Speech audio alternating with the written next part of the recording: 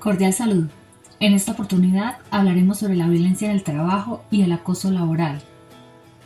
Es la Ley 1010 de 2006, por medio de la cual se adoptan medidas para prevenir, corregir y sancionar el acoso laboral y otros hostigamientos en el marco de las relaciones de trabajo. Los bienes jurídicos protegidos por la Ley 1010 hacen referencia a estas condiciones físicas y morales necesarias para el desempeño de las actividades laborales. Respecto a los alcances de la Ley 1010, es importantísimo tener claro que su aplicación solo se da en términos de relaciones laborales, tanto en el sector público como en el privado.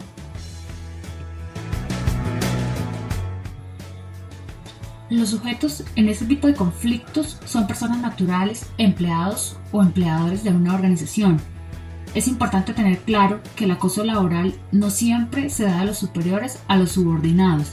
Esta situación también se puede presentar al contrario, además entre compañeros de trabajo, es decir, todos pueden participar como sujetos del acoso en cualquiera de las tres modalidades. Están los sujetos activos, autores o victimarios del acoso, los sujetos pasivos o víctimas y además los sujetos partícipes del acoso, es decir, quienes concurren en celebrar el maltrato u omiten el cumplimiento de las correcciones o amonestaciones para poner punto final a la situación. En el artículo 2 de la Ley 1010 se define el acoso laboral.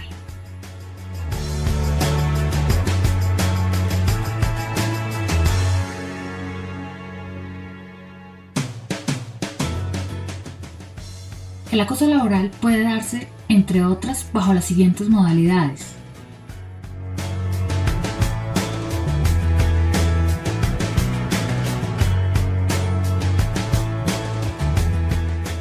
No se puede decir que nuestra legislación careciera de una regulación respecto al acoso laboral.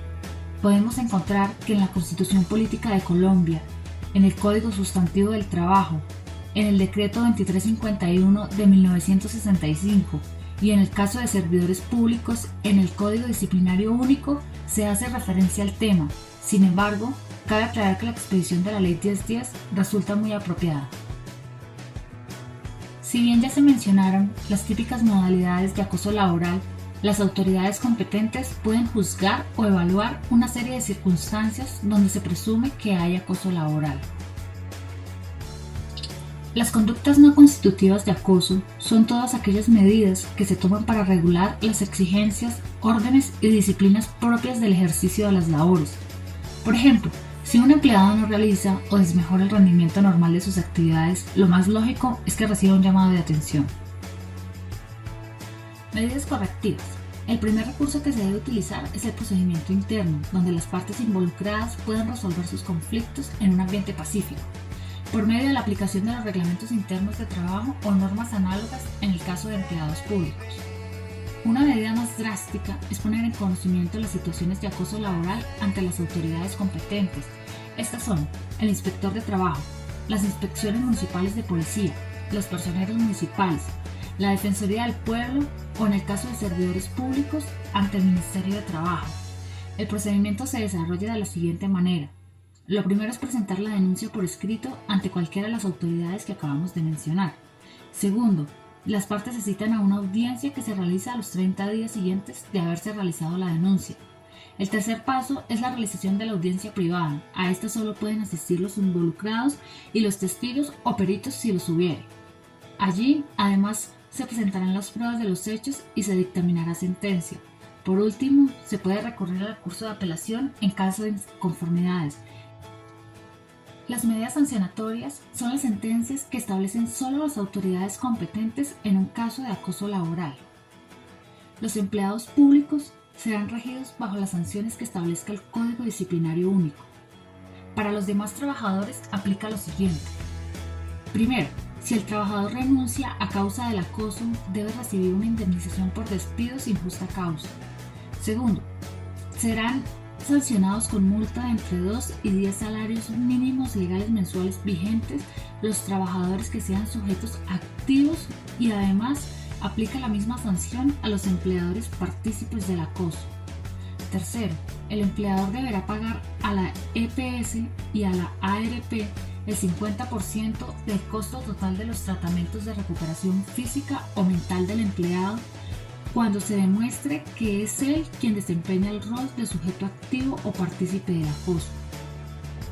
Cuarto, aunque la Ley 1010 dispone de esta sanción, vale la pena aclarar que no aplica, puesto que en Colombia los empleados ya no están obligados a presentar un preaviso de retiro.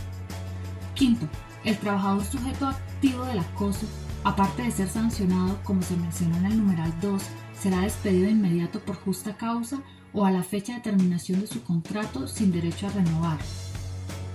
Por otra parte, la ley contempla un castigo con multa entre medio y 3 salarios mínimos legales mensuales vigentes al quejoso temeroso, es decir, aquella persona que formule una denuncia sin fundamentos. ¿Qué garantías reciben quienes denuncian el acoso laboral? Con el ánimo de evitar represalias contra aquellas personas que denuncien o sean testigos del maltrato laboral, la ley dispuso lo siguiente. Estos no podrán ser despedidos dentro de los siguientes 6 meses, salvo consentimiento de las autoridades competentes. Sin embargo, se puede dar el despido por justa causa siempre y cuando se incurran faltas ajenas a los hechos del acoso. Por último, la ley contempla que las acciones derivadas del acoso laboral caducarán 6 meses después de la fecha en que hayan ocurrido.